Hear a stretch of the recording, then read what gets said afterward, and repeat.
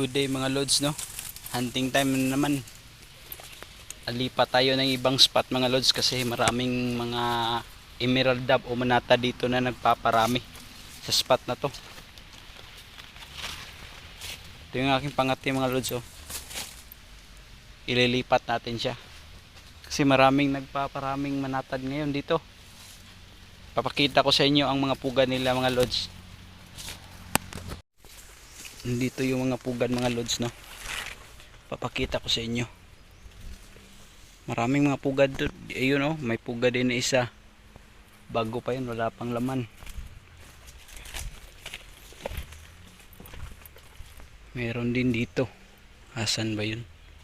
Nandun pala. Maraming mga pugad dito na napag-iwanan na.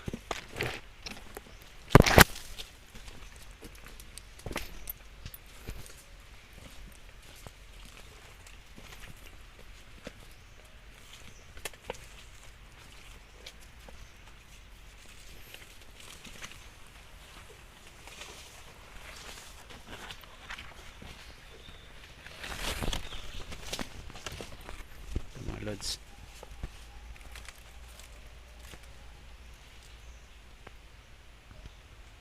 Yan, may isang itlog. May isang itlog mga lods. Doon, mayroon pa doon. Pero di ko napupuntahan kasi bumalik na yung naglilimlim. Pinalikan na ng kanyang ina.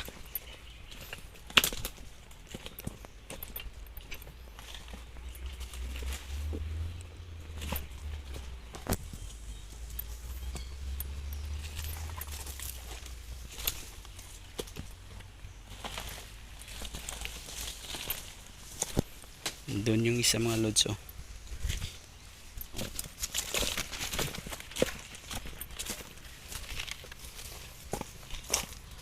Ito, may tatlong itlog. Bibihira lang to mga lods. Tatlo yung kanyang itlog.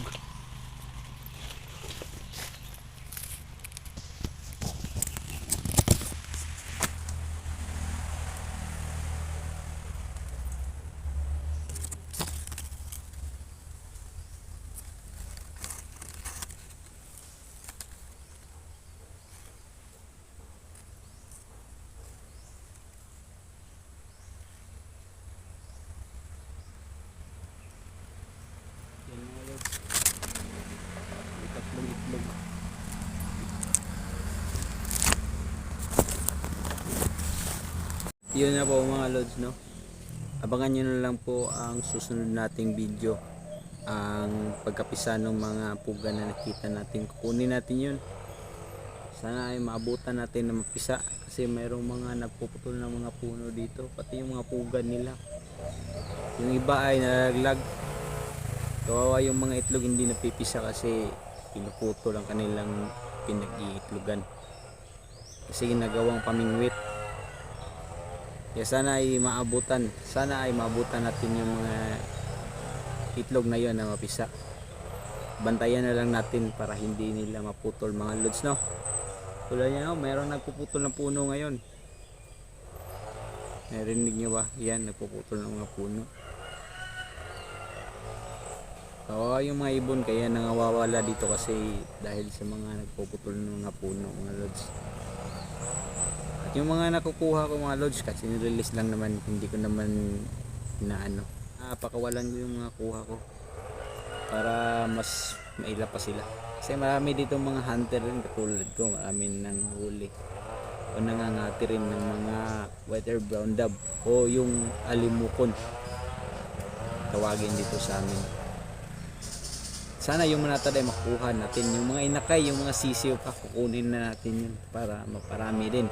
Pakakawalan natin ito sa ating spot kung saan ay walang gumagambala sa kanila, doon natin sila pakakawalan. So hanggang doon na lang mga lods, hanggang sa susunod muli na video. Paalam.